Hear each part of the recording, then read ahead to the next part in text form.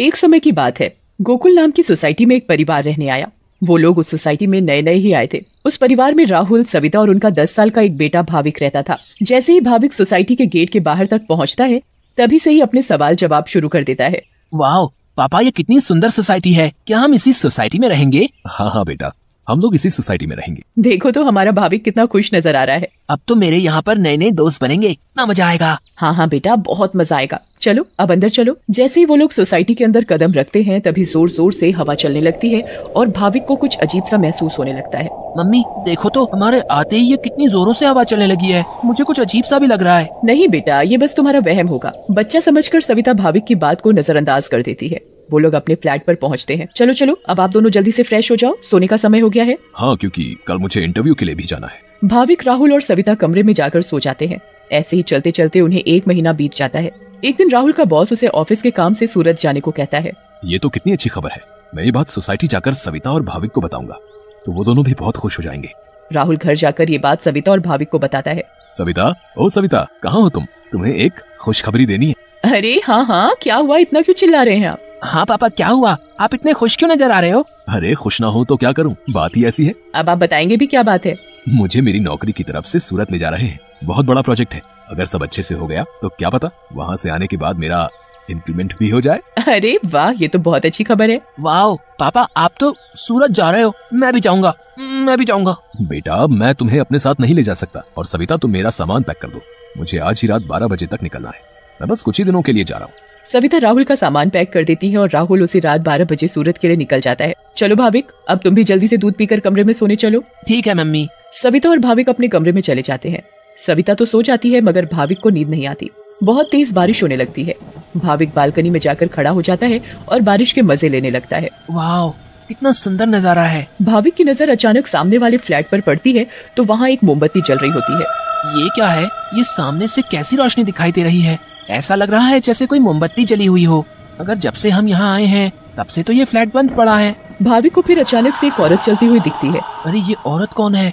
कहीं यहाँ कोई भूत तो नहीं? मम्मी मम्मी, भूत भूत, मम्मी मम्मी बचाओ, मुझे बचाओ। क्या हुआ बेटा, क्या हुआ? तुम इतना क्यों घबरा रहे हो? मम्मी वो भूत भूत। क्या बोले जा रहे हो तुम? ठीक से बोलो, मुझे कुछ भी समझ में नहीं आ रहा है।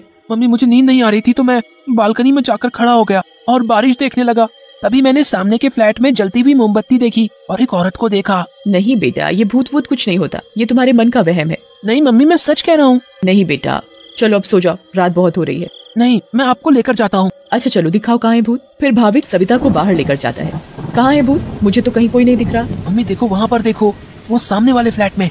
अरे बेटा, कुछ भी नहीं है वहाँ पर। नहीं मम्मी, मैं झूठ नहीं बोल रहा। अच्छा ठीक है, चलो अब जल्दी कमरे में जाओ और सो जाओ। फिर वो दोनों कमरे में जाकर सो जाते हैं। भाविक, अब तुम्हें डरने की कोई जरूरत नहीं है। मैं तुम्हारे साथ सो रही हूँ ना, अब तुम आराम से सो जाओ। अगली सुबह भाविक सोसाइटी के दूसरे बच्चों से मिलता है। तुम सबके नाम क्या है? मेरा नाम पिंकू है। मेरा नाम सोनू है। और मेरा नाम गोली है। सारे बच्चे मिलकर पूरा दिन खूब मस्ती करते हैं। फिर रात में सारी औरतें सोसाइटी कंपाउंड में बातें करती हैं। तभी सविता रात की बात सारी औरतों को बताती है। दूसरी ओर भाविक और उसके सारे दोस्त लुका छुपी खेल रहे होते हैं। पिंकू गिनती करना शुरू कर देता है। तभी सारे बच्चे इधर उधर छिप जाते हैं, मगर भाविक खेल खेल में अपने फ्लैट के सामने वाले फ्लैट के दरवाजे तक पहुंच जाता है। उसे ये पता नहीं होता कि ये वही फ्लैट है जिसमें कल रात उसने एक औरत को जलती हुई मोमबत्ती के साथ देखा था। अरे ये दरवाजा तो खुला हुआ है और यहाँ तो कितनी सारी लाइटें हैं। चलो अब मैं जल्दी से इस घर में छिप जाता हूँ ताकि मुझे कोई ढूंढ ही ना पाए। वो जगह ठीक है, मैं उस कमरे में जाकर छिप जाता हूँ। भाविक जैसे ही उस फ्लैट के कमरे की ओर जाने लगता है, वैसे ही बाहर की सारी लाइट्स लुप लुप होने लगती हैं। ये क्या हो रहा है यहाँ पर? अचानक ये लाइटें लुप लुप कैसे होने लगी? भाविक इधर उधर देखने लगता है। तभी भाविक की नजर दरवाजे के ऊपर पड़ती है। ये दरवाजे के ऊपर क्या लिखा हुआ है? भूत! मम्मी मम्मी बचाओ बचाओ! भाविक चिल्लाते हुए सोसाइटी कंपाउंड में जा पहुंचता है। अरे ये आवाज तो भाविक की लग रही है। ये तो भाविक की आवाज है। भाविक की आवाज सुनकर सारी औरतें और आदमी कंपाउंड में जमा हो जाते हैं। तभी वो देखते हैं कि सामने से भाविक भागते भागते चला आ रहा है। मम्मी मम्मी, वहाँ सच में वहाँ भूत है। क्या हुआ बेटा भाविक? हाँ बेटा, क्या हुआ? तुम इतने घबराए हुए क्यों लग रहे हो? हाँ बेटा, कुछ तो बताओ। कहीं तुमने फिर से सामने वाले फ्लैट में भूत तो नहीं देख लिया? भूत? भूत? कहाँ है भूत? मैं छुपने के लिए एक फ्लैट में चला गया क्योंकि उसका दरवाजा खुला हुआ था। मैंने वहाँ लिखा देखा। क्या लिखा देखा और कहाँ देखा? कि यहाँ से चले जाओ वरना मैं तुम्हें मार दूंगी। चलो बेटा, तुम हमें वहाँ लेकर चलो। हाँ, चलो अंकल, मैं आपको वहाँ लेकर चलता हूँ, आप खुद ही देख लेना। भाविक सभी लोगों को उस फ्लैट में लेकर जाता है। कहाँ लिखा है बेटा? अरे यही तो लिखा था। चलो भाई, यहाँ तो कुछ भी नहीं है। बेटा भाविक, चलो अब चलो। सभी लोग भाविक को वहाँ से ले जाते हैं, मगर भाविक उस दरवाजे को देखते देखते चलता है। नहीं अंकल, मैं सच बोल रहा हूँ। हमें इस बच्चे की बात एक बार मान लेनी चाहिए और आज रात मिलकर सोसाइटी पर नजर रखनी चाहिए। हाँ, आप सही बोल रहे हो। क्या पता ये सब सच हो। तो ये तय रहा कि आज रात हमारे पति सोसाइटी की देखभाल करेंगे। उस रात 3 आदमी सोसाइटी के गेट पर खड़े रहकर सोसाइटी की देखभाल कर रहे थे। मुझे जरा बाथरूम जाना है, मैं बस अभी जाकर आता हूँ। हाँ हाँ ठीक है, तुम होकर आओ। क्या हुआ जी? गुड्डू को बहुत डर लग रहा है और वो बोल रही है कि आप ही उसे सुलाएंगे, तो आप जरा ऊपर आकर उसे सुला जाएंगे। ठीक है, अभी आता हूँ। दूसरा आदमी पहले आदमी से बोलता है, मैं जरा अपनी बेटी को सुलाकर आता हूँ, उसे डर लग रहा है। अब सोसाइटी के दरवाजे पर सिर्फ रमेश यानी तीसरा आदमी ही बचता है।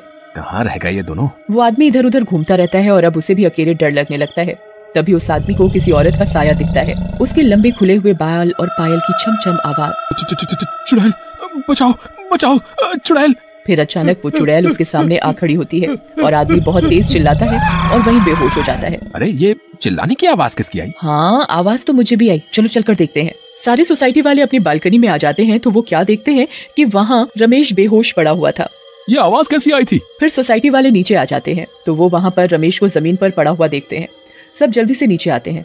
सविता और भाविक भी नीचे आ जाते हैं। अरे कोई इन्हें होश में लाओ, उठिए भाई साहब, उठिए। फिर कुछ ही देर में रमेश को होश आता है और वो सारी बात सोसाइटी वालों को बताता है जो उसके साथ कुछ देर पहले हुई थी। तभी सोसाइटी में अजीब सी आवाजें आने लगती हैं। मम्मी देखा ना, मैंने बोला था ना कि भूत है। हाँ बेटा, तुम सही कह रहे थे। तभी सोसाइटी के बीचों बीच धुआं उठने लगता है और वहाँ वो चुड़ैल आ जाती है। कौन हो तुम और क्यों हमें इतने दिनों से परेशान किया हुआ है? हाँ हाँ बताओ, क्यों तुमने इतने दिनों से इन लोगों को परेशान किया हुआ है? हम भी तो इसी सोसाइटी में रहते हैं, तुमने कभी हमें तो परेशान नहीं किया, तो इन लोगों को ही क्यों? हाँ हाँ बोलो बोलो। तुम्हारी वजह से मैं कितना डर गई थी। बताती हूँ, सब बताती हूँ। कई सालों पहले जब मेरी शादी हुई तो मैं और मेरे पति रवि सविता के सामने वाले फ्लैट में रहने आए। हम बहुत खुश थे, पर अचानक मेरी माँ की तबीयत खराब होने की वजह से मुझे कुछ दिन के लिए यहाँ से जाना पड़ा। और तभी सविता के फ्लैट में एक बहुत सुंदर लड़की रहने आई। रवि उस लड़की को पसंद करने लगे थे और वो लड़की भी। उस लड़की को ये बात नहीं पता थी कि रवि शादीशुदा है। मैं जब वापस आई और मुझे ये सब पता लगा तो मैंने रवि को समझाने की बहुत कोशिश की, बहुत लड़ाई की, पर वो नहीं माने। रवि मुझे छोड़कर उस लड़की से शादी करना चाहते थे और एक दिन रवि और वो लड़की चुपके से अचानक कहीं चले गए। मैंने उन्हें ढूंढने की बहुत कोशिश की मगर वो मुझे कहीं नहीं मिले। और एक दिन मैंने उन दोनों को बाजार में साथ देखा। उन दोनों ने शादी कर ली थी। मैं भागते हुए घर आई और ये बात मुझसे बर्दाश्त नहीं हुई और उसी रात मैंने फ्लैट से कूदकर अपनी जान दे दी। और उस दिन से इस फ्लैट में किसी को रहने नहीं देती, जिसमें सविता और उसका परिवार रहता है। हमें बहुत दुख हुआ सुनकर जो भी तुम्हारे साथ हुआ, पर इसमें मेरे और मेरे परिवार का क्या कसूर है? हाँ आंटी, आप तो अच्छी आंटी हो, ऐसे कैसे कर सकती हो? चुड़ैल भाविक की मासूमियत देखकर पिघल जाती है। ठीक है, अब मैं तुम लोगों को कभी परेशान नहीं करूंगी। ऐसा कहते ही वो चुड़ैल हवा में गायब हो जाती है और कभी किसी को परेशान नहीं करती।